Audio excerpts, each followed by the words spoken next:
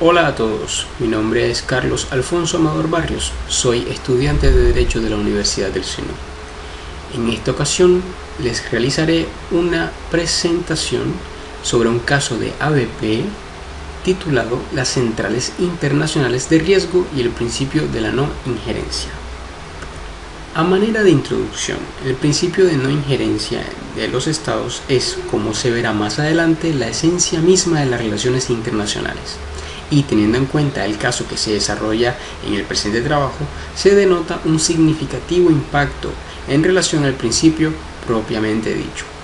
Es importante entonces evidenciar el concepto de igualdad soberana de los estados como uno de los principios primarios del derecho internacional, que busca claramente mantener una armonía entre estados y no generar una coyuntura en las relaciones de los mismos.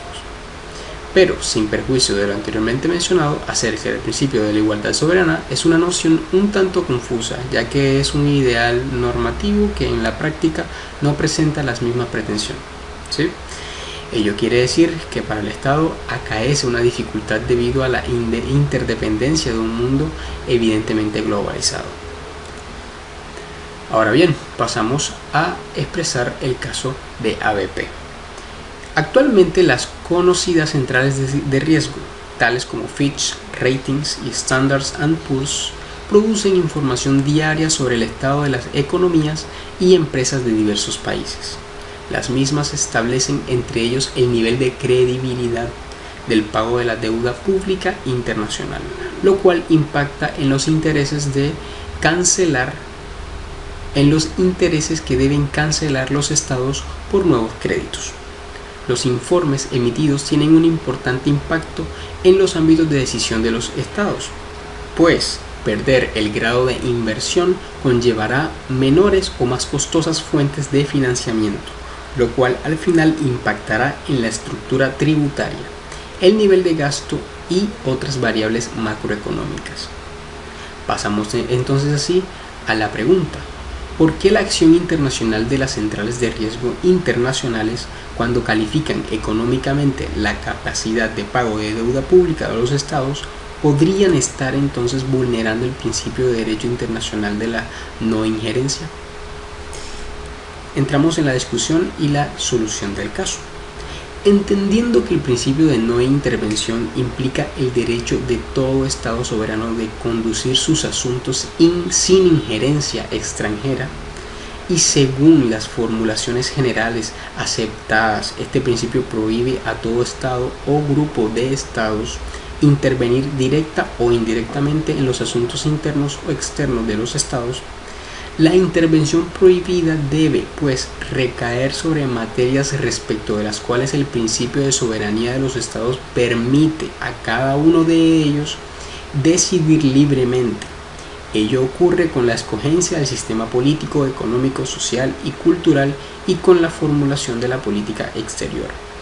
La intervención es ilícita cuando utiliza medios de coerción en relación con tales escogencias, que deben mantenerse en libertad. Este elemento de coerción constitutivo de la intervención prohibida y que forma parte de la propia esencia es particularmente evidente en el caso de estas centrales internacionales de riesgo, que con la información que manejan tienen la capacidad de condicionar exitosamente ajustes en las políticas internas de algunos estados, a fin de responder a las expectativas de los mercados.